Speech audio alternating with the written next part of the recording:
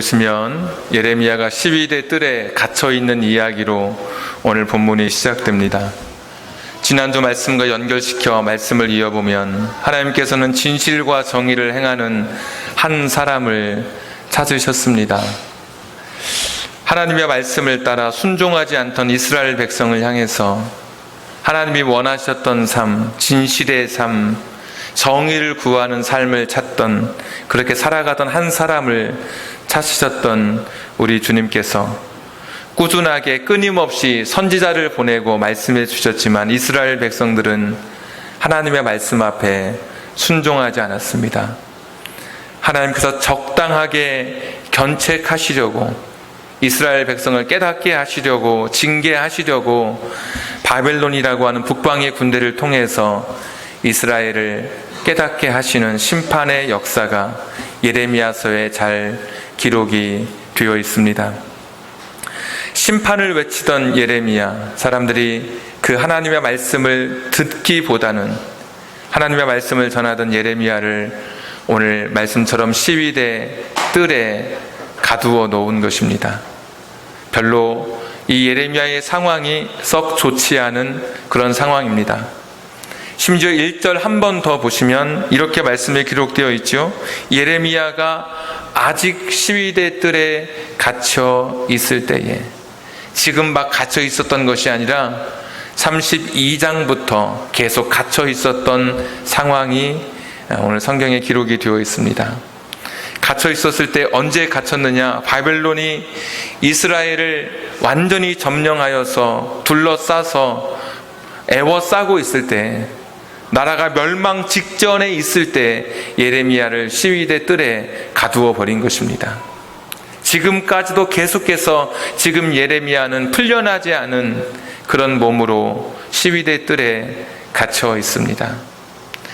무엇보다 또 답답한 사람이 예레미야입니다.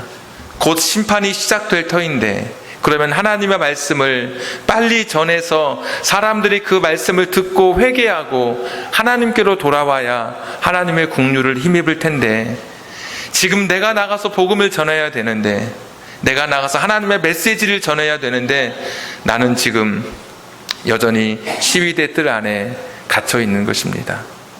얼마나 마음이 답답하고 얼마나 안타까웠을까. 해야 될 일이 있고 내가 하고 싶은 일이 있는데 그런 상황이 오늘 예레미야에게 주어지지 않습니다. 전망, 더 멀리 보이는 광경, 넓고 그 광활한 그 전망, 앞에 보이는 그 환경, 미래가 예레미야에게는 너무나 불투명할 수밖에 없습니다. 이 안에 갇혀 있어서, 시위대 뜰 안에 있는 그 담 안에 갇혀 있어서 답답한 채 그런 시간을 보내고 있습니다. 내가 하고 싶었지만, 내가 무엇인가 이루고 싶었지만 그렇게 하지 못하는 이 안타까움, 내 상황이, 내가 처한 이 현실이 너무나도 힘들고 고단했던 이 예레미야에게 주신 말씀이 오늘 본문의 말씀입니다. 혹시 여러분 인생 가운데 오늘 교회 오실 때 여러분 가운데도 예레미야처럼 답답한 마음, 안타까운 마음을 가지고 오신 분이 혹시 계십니까? 혹시 여러분 가운데 나도 하나님 일을 하고 싶고, 하나님 마음, 하나님 말씀을 붙들고 세상에 전하고 싶고, 또 내게 주어진 인생의 환경 속에서 무엇인가 의미 있는 일을 하고 싶지만 내 삶에 환경이 주어지지 않는, 환경이 받쳐주지 않는 이런 안타까움 가운데 혹시 잠 못 들어 하시는 분이 오늘 여기 오셨습니까? 여러분의 현실이 여러분을 절망하게 만드십니까?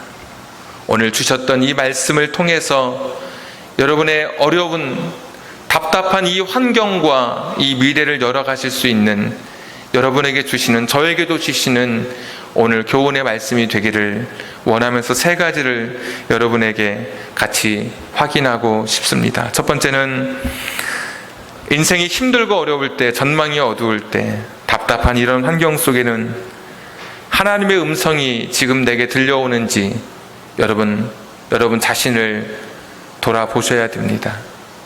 지금 답답한 시위대 뜰 안에 있었던 예레미야에게 하나님의 음성이 임했다고 말씀해 주시고 있습니다. 1절만 그런 말씀이 있는 줄 알았더니 여러분 4절에도 있습니다. 제가 33장만 봤는데 4절에 이스라엘의 하나님 여호와께서 말씀하시니라. 하나님의 말씀이 예레미야에게 계속 들려옵니다. 10절 여호와께서 이와 같이 말씀하시니라. 12절에도 만군의 여호와께서 이와 같이 말씀하시니라. 14절에도 여호와의 말씀이니라. 17절에도 여호와께서 이와 같이 말씀하시니라. 19절 여호와의 말씀이 예레미야에게 임하니라. 20절 여호와께서 이와 같이 말씀하시니라. 23절 여호와의 말씀이 예레미야에게 임하니라. 25절 여호와께서 이와 같이 말씀하시니라. 시위대 뜰에 갇혀 있었지만 높은 담벼락에 가로막혀 있었고 들리는 이야기는 자기를 수비하고 자기를 경비하고 있는 그런 군사들의 이야기만 들렸지만 그러나 그에게는 하나님의 음성이 여전히 들려왔다는 사실입니다. 아무리 인생이 힘들고 어려워도 하나님의 음성이 지금 내게 들려오고 있다면 여러분 소망이 있는 것입니다. 지금 상황이 굉장히 여러분 안 좋으십니까? 혹시 어떤 분은 불경기라고 말하는 분이 있을 수 있습니다. 가정의 재정 형편이 어렵고 지금 학업에 진도가 나가지 않고 내가 계획한 것이 자꾸 연기되고 어그러지고 있다면 인간관계에 상처 입고 요즘 삶의 기분이 컨디션이 많이 다운되어져 있고 자식 때문에 힘들고 내게 닥친 건강의 어려움 때문에 지금도 고통스럽고 내 마음대로 잘 되어지지 않는 그런 삶의 순간 속에 있다 할지라도 지금 내게 하나님의 음성이 들려지고 있다면 우리는 그래도 여전히 소망이 있는 것입니다. 오래전에 탄광이 무너졌습니다. 사람들은 그 안에 있는 사람들이 다 죽었다고 이야기했지만 천만다행으로 저 위에 구조대와 그리고 밑에 있는 저 탄광 속에 매몰된 사람들 사이에 조그마한 틈이 생겨서 대화가 가능하게 되었습니다. 결국 다 구출되었습니다. 그들이 구조되기까지 몇 날 며칠을 버틸 수 있었던 것은 칠흑 같은 어두운 밤에서 목을 죄어오는 그 답답한 먼지로 가득한 그 막혀있는 공간에서 그들이 버틸 수 있었던 것은 외부의 소리가 있었기 때문입니다. 포기하고 싶을 때, 내려놓고 싶을 때마다 이야기가 들려옵니다.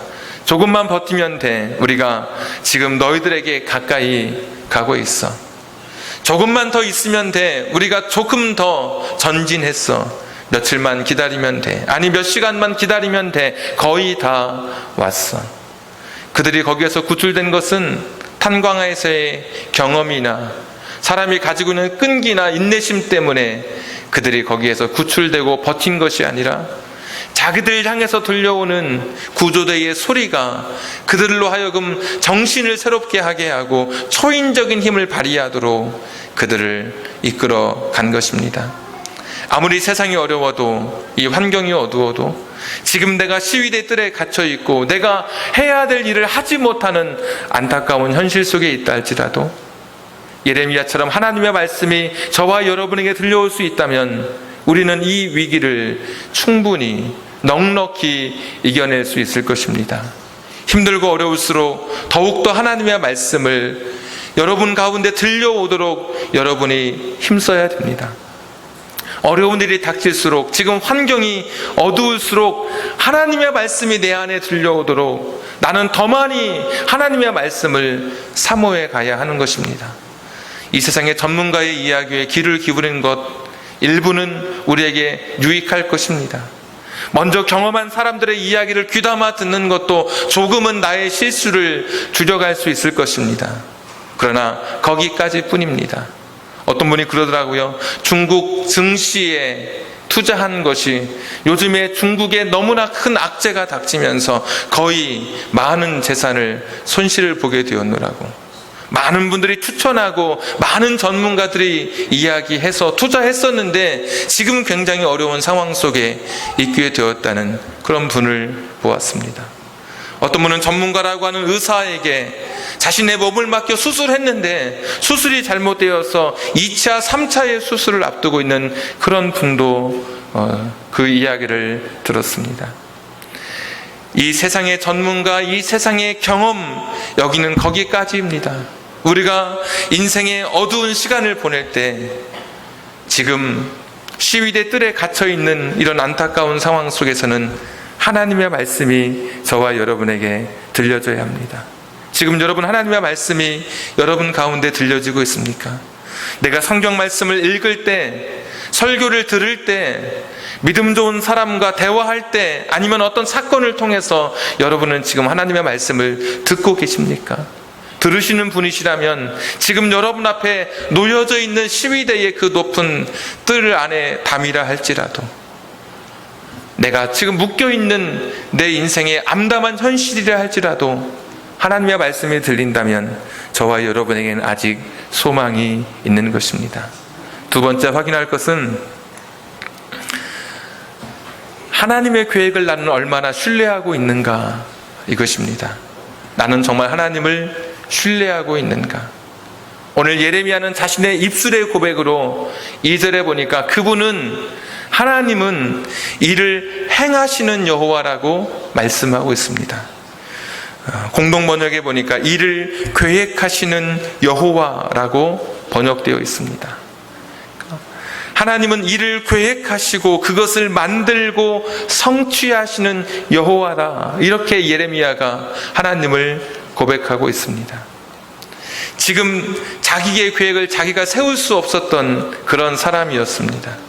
내가 내 인생이 어떻게 지금 풀려가게 될지, 내 인생이 어떻게 인도함 받을지 나는 모른다는 거예요. 그러나 그의 고백 속에는 하나님은 그 어떤 일을 계획하시는 분이시고, 그리고 중간에 포기하거나 멈추시거나 실수하는 분이 아니라 그것을 지으시고 이루어 가시는 분, 성취하시는 분이라고 오늘 예레미야는 고백하고 있습니다. 여러분도 그런 고백이 오늘 가능하시겠습니까? 지금 내 인생의 삶의 현장, 오늘 당하고 있는 이 고난의 밤을 지날 때 분명히 여기에는 하나님의 계획이 있을 거야, 예레미야처럼 여러분 고백하실 수 있습니까? 지난 시간, 예레미야 첫 시간 때 아나돗의 유배지에서 출발했던 예레미야를 말씀드렸죠. 나는 아이여서, 나는 경험이 적은 사람이어서 하나님의 일을 할 수 없다고 그렇게 이야기했습니다. 주류 대제사장들, 주류에 낄 수 없는 한직으로 물러나서 자기에게 일이 주어지지 않은, 실권이 없는 그런 쿠데타에 몰락한 그 가문의 사람이 바로 아나돗의 예레미야 아니었습니까? 하나님께서 그렇게 말씀해 주셨죠. 1장 5절에 보니까 나는 너를 모태에 짓기 전부터 나는 너를 알고 있었다.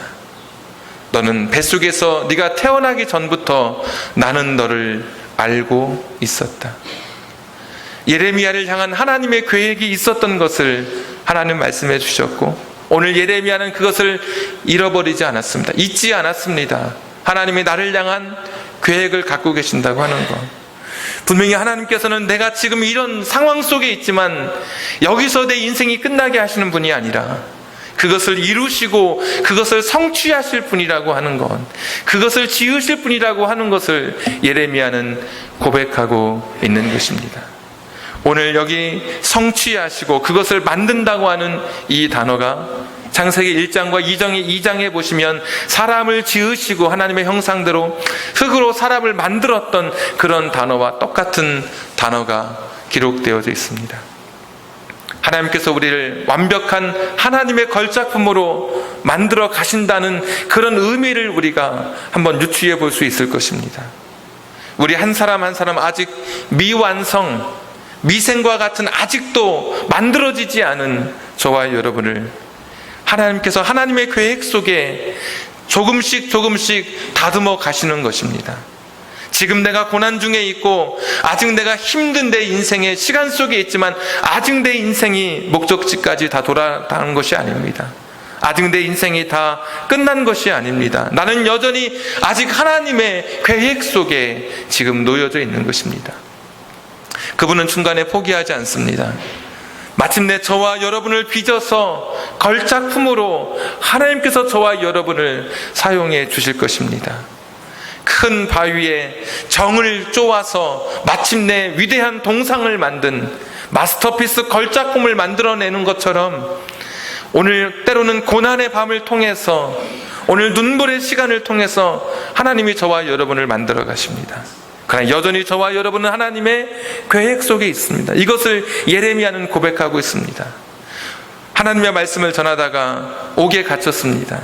주류 대제사장들에게 모욕을 받고 치욕을 당하고 매를 맞았습니다. 성경을 읽으신 분들은 아마 그런 사건들을 익숙하게 기억해 내실 것입니다. 그럼에도 불구하고, 그리고 진짜 자기가 필요한 이 시간에 예루살렘을 둘러싸고 있는 바벨론의 그 일촉즉발의 공격 그 전야에 아무것도 할 수 없었던 자기 자신이었지만 그는 하나님의 계획을 의심하지 않았습니다. 그분은 계획을 세우시는 분, 그분은 일을 행하시고 만드시고 완전히 완성해 주시는 하나님이신 것을 그는 고백하고 있는 것입니다. 오늘 여러분의 인생에도 하나님께서 여러분을 향한 계획을 갖고 계십니다. 지금 내게 닥친 일이 이해되지 않는다 할지라도 하나님을 전적으로 신뢰하십시오. 하나님께서는 계획 없이 즉흥적으로 인생을 다스려 가시는 분이 아니십니다. 긴 호흡으로 우리의 인생을 바라보십시오. 저와 여러분 하나님의 계획 속에 있습니다. 가장 인생의 어두운 밤을 보냈던 욥 23장 10절에 그런 말씀이 있죠. 오직 그가 나의 가는 길을 아시나니 그가 나를 단련하신 후에는 내가 정금같이 나오리라. 나는 내 인생의 미래를 알지 못한다는 거예요. 그러나 나는 내 인생의 미래를 붙들고 계신 하나님을 나는 안다는 고백이에요. 그가 나의 가는 길을 아신다. 나는 모르지만 하나님이 내 인생에 대한 계획을 갖고 있다는 욥의 고백도 우리가 오늘 이 시간 다시 한번 마음속에 새겨보게 됩니다. 예레미야처럼 여러분 힘드시다고요? 지금 내 상황이 암담하시다고요? 내 인생의 전망이 어두우시다고요? 하나님의 계획이, 아직 나를 향한 계획이 있음을 오늘 고백하실 수 있기를 바랍니다. 마지막 세 번째, 여러분 기도하고 있는지 오늘 성경은 여러분에게 오늘 도전하고 있습니다. 내 인생의 어려운 시간, 내 인생의 암담한 시간, 시위대 뜰에 갇혀서 내가 어떤 것도 내 힘으로 열어갈 수 없었던 그 시간, 내가 할 수 있는 일보다 할 수 없는 일이 훨씬 많았던 그 시간에 저와 여러분 기도하는 사람입니까? 오늘 3절 보니까 너는 내게 부르짖으라. 여러분 좋아하는 말씀이시죠? 너는 내게 부르짖으라. 시위대 뜰에 갇혀 있었던 오늘 예레미야가 말씀하십니다. 너는 내게 부르짖으라. 너는 나를 찾으라는 것입니다. 너는 내게 나아오라고 하는 것입니다. 기도한다는 것은 세상을 신뢰하거나 세상을 의지하지 않는다는 나의 결단이고 나의 고백입니다. 하나님만을 신뢰할 때, 하나님만을 의지할 때 우리는 비로소 기도하게 됩니다. 안타까운 상황 속에 있을 때, 답답한 상황 속에 있을 때 여러분 기도하셨습니까? 오늘 성경은 특별히 부르짖어 기도하라, 부르짖어 기도하라, 이런 분이 있습니다. 목사님, 저는 제 기도 스타일은 침묵 기도 스타일입니다. 좋습니다. 여러분, 제 기도 스타일은 조용한 기도 스타일입니다. 여러분 괜찮습니다. 중요한 것은 여기 부르짖는다고 하는 표현은 나의 절박함을 드러내는 것이죠. 인생의 평탄한 길을 걸어갈 때는 그냥 평탄하게 평범하게 그냥 맹숭맹숭하게 기도하셔도 됩니다. 인생의 위기를 만날 때에는 절박한 기도가 드려져야 되는 것이죠. 조용히 기도하는 분이라도 한나가 기도했던 것처럼 입술만 움직이는 그 기도 속에 절박함이 담겨져 있었습니다. 침묵하며 기도하든 아니면 조그만 목소리로 기도하든 아니면 부르짖어 기도하든 여러분의 기도 가운데 절박함이 담겨져 있는지 저는 묻고 싶습니다. 제가 알던 한 어머니는 아이가 아플 때 그분이 참 조용한 분이시고 그냥 미소만 짓고 조용히 찬송도 부르시고 조용히 고개만 끄덕끄덕 하시는 분이셨습니다. 아이가 아플 때 큰 수술을 앞에 두고 있었는데 그분이 기도에 나와서 한없이 울고 그때처럼 그렇게 우는 모습을 저는 처음 보았습니다. 절박한 인생의 문제 앞에 하나님 앞에 부르짖어 기도하는 것을 저는 보았습니다. 여러분이 지금 여러분을 둘러싸고 있는 담이 높으면 높을수록, 시간이 길어지면 길어질수록, 힘들고 고통스러우면 고통스러울수록 여러분 더 많이 절박함을 담아 기도하셔야 됩니다. 기도를 멈추는 것은 내 인생을 놓는 것과 마찬가지입니다. 마르틴 루터라고 하는 우리 종교개혁자 아시죠? 그분은 기도에 관해서 이렇게 설명했습니다. 하나님께 모든 것이 달려있는 것처럼 여러분은 간절히 기도하십시오. 기도할 때는 하나님께 모든 것이 달려있는 것처럼 그렇게 기도하십시오. 그리고 일할 때에는 바로 당신에게 모든 것이 달려있는 것처럼 최선을 다해서 일하십시오. 최선을 다해서 일은 하는데, 최선을 다해서 인생의 문제를 해결해 가려고는 하는데, 하나님께 내 인생이 달려있는 것을 전적으로 신뢰하고 오늘 나는 기도의 입술을 여는 사람인지, 다른 때가 아니라 지금 내가 시위대 뜰에 갇혀 있다면, 내 전망이 불투명하다면 오늘 나는 기도하는 자가 되어야 됩니다. 기도에 오늘 보니까 두 가지 약속이 있더라고요. 첫 번째 약속은 응답의 약속이죠. 너는 내게 부르짖으라 내가 내게 응답하겠고. 어떤 분은 그러셔요. 또 목사님 저 기도해도 응답이 안 오던데요. 그것은 여러분이 원하는 것만, 여러분이 원하는 대답만 기도의 응답으로 알고 있기 때문에 여러분 그렇게 대답하시는 것입니다. 실제로 모든 기도에는 응답이 있습니다. 오늘 이제 마지막 주는 우리 학생부 몇 명 되지 않지만 같이 우리 아이들이 우리들과 함께 예배를 드립니다. 저 중간 뒤쪽에 몇 명 앉아가지고 지금 예배 드리고, 오늘 9시 반에, 원래는 9시 반에 따로 예배를 드리고, 그렇지만 오늘 마지막 주는 같이 예배 드리고 9시 반에는 모여서 자기들만의 좋은 시간을 갖습니다.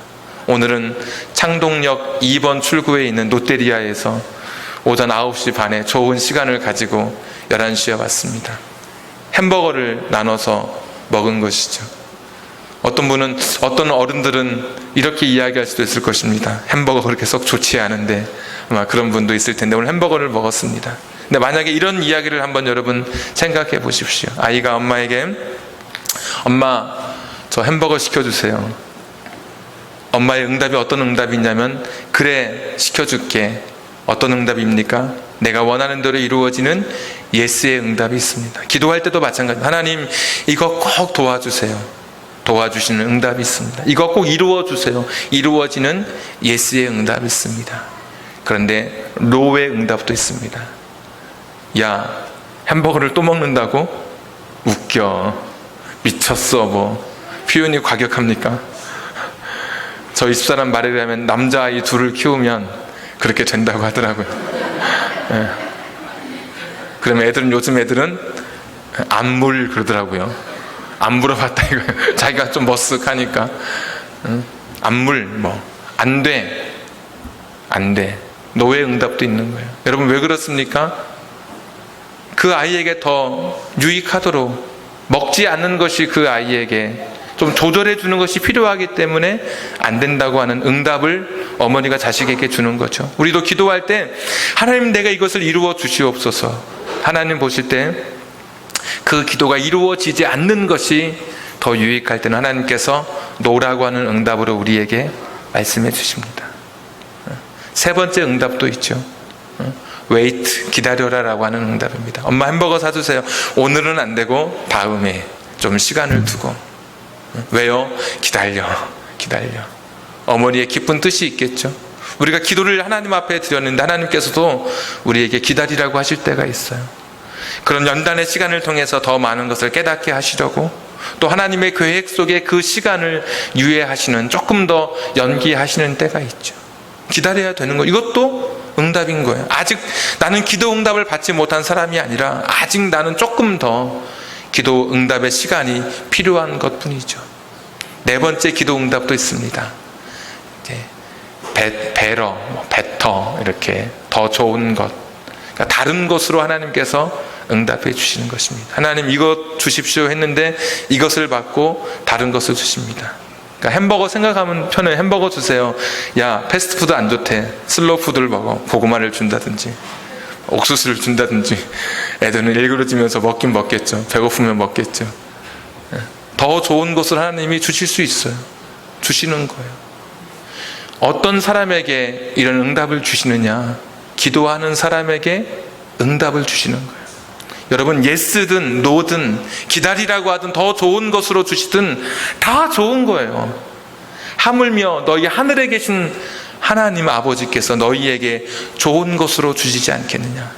이 세상에 악한 부모라도 너희에게 좋은 것으로 줄 텐데 하물며 하늘에 계신 하나님께서 기도하는 자에게 하나님 응답해 주십니다. 여러분, 인생의 어려운 시간 앞에 설 때 기도의 무릎을 꿇으십시오.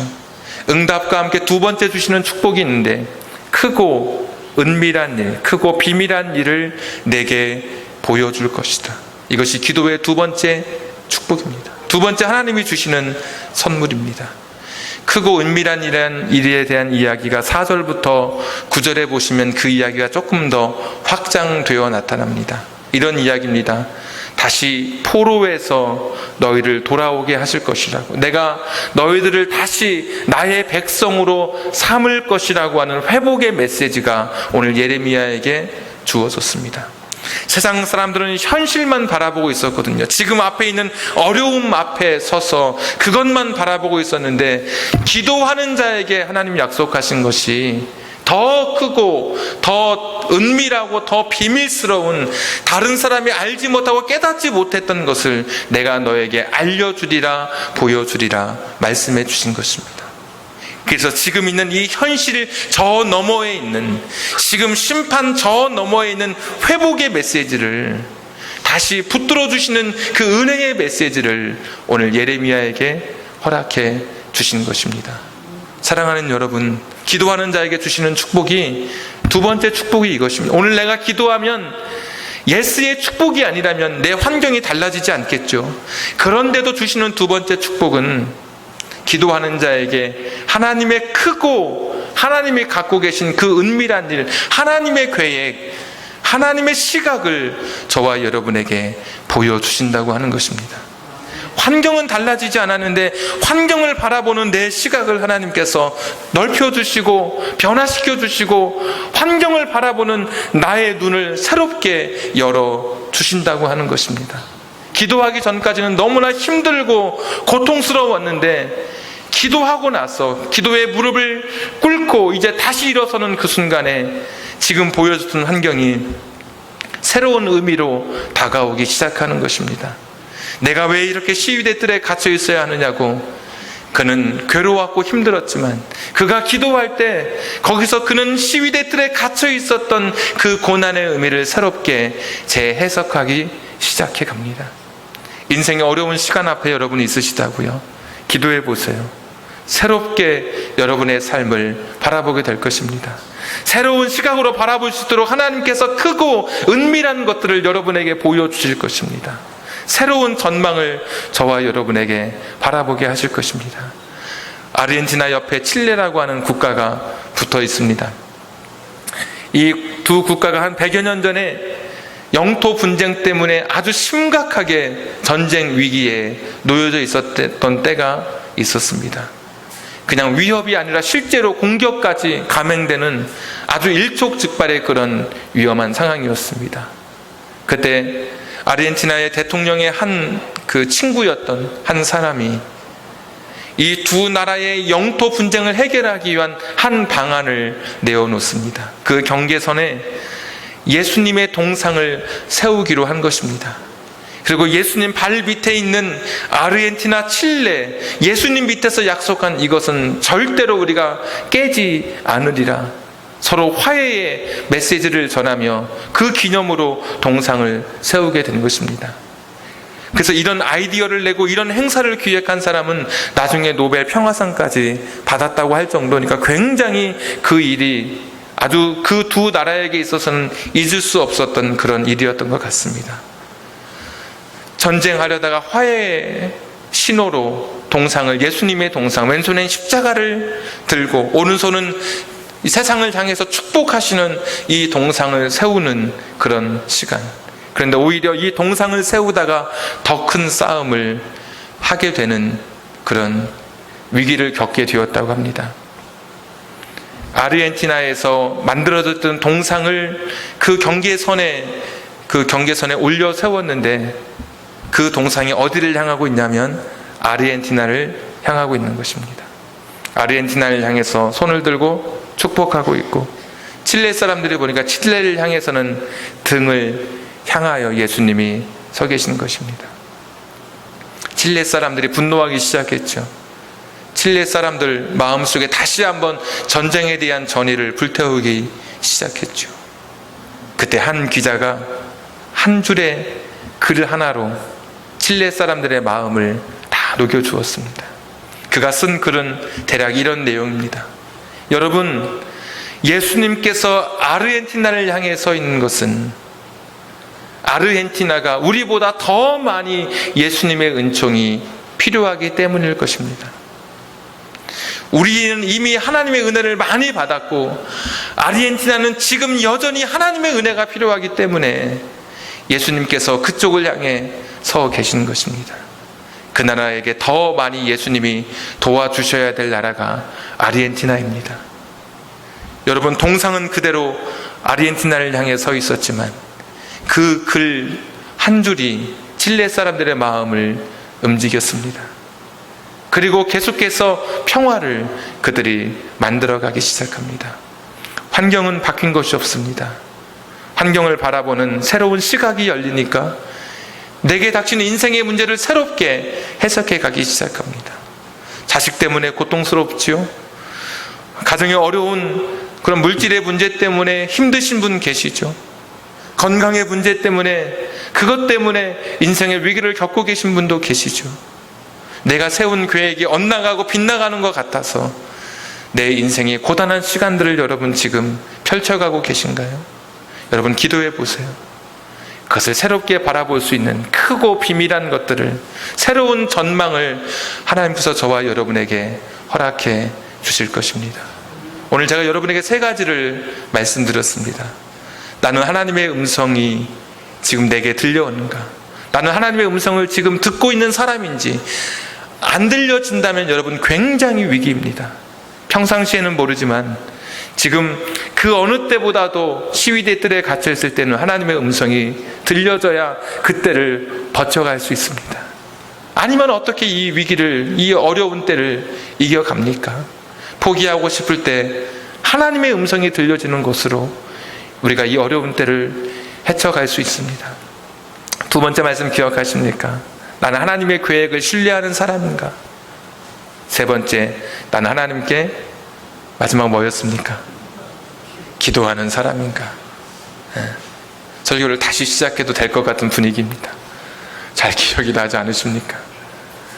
네, 첫 번째, 두 번째, 세 번째 중에 반복되는 단어가 하나 있습니다. 무엇이었습니까? 하나님입니다.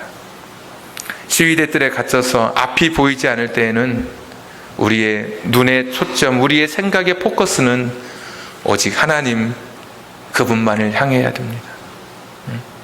그분의 음성, 내가 그분께 기도하고 그분의 계획을 내가 신뢰하고, 하나님, 그분이 내 인생에 자리 잡을 때, 하나님, 그분이 내 삶에 계실 때, 그분을 내 인생의 앞에 두고 그분과 함께 내 인생의 길을 걸어갈 때, 답답하고 안타까운 이 현실 하나님께서 이겨낼 수 있는, 하나님께서 넉넉히 또 그 일을 극복해낼 수 있는 은혜를 허락해 주실 것입니다. 여러분과 함께 같이 찬송을 부르려고 합니다. 악보는 따로 없고요. 여기서 내려오는 그런 가사를 보면서 같이 찬양하려고 하는데, 나중에 여러분 한번 복음성가를 인터넷을 듣거나 한번 찾아보십시오. 내 마음에 근심 있느냐, 이렇게 제목이 되기도 하고, 또 어떤 제목은 눈을 주님께 돌려, 이런 제목이기도 합니다. 둘 다 똑같은 그런 제목인데 여러분 한번 인터넷을 통해서 한번 찾아보십시오. 후렴 가사에 보면 후렴은 이렇게 되어 있습니다. 눈을 주님께 돌려 그 놀라운 얼굴 바라보라는 거예요. 그러면 주님 은혜 영광의 빛 앞에 세상 근심은 사라지네. 영어 가사를 보면 그렇게 되어 있지 않고 이렇게 되어 있습니다. 그의 영광과 은혜의 빛 속에 세상 것들이 신기하게도 희미해지도다. 여러분, 눈을 주님께 돌리면 세상 근심이 신기하게도 희미해진다는 고백입니다. 이 찬양 눈을 주님께 돌려 같이 1절 부르고 기도하겠습니다.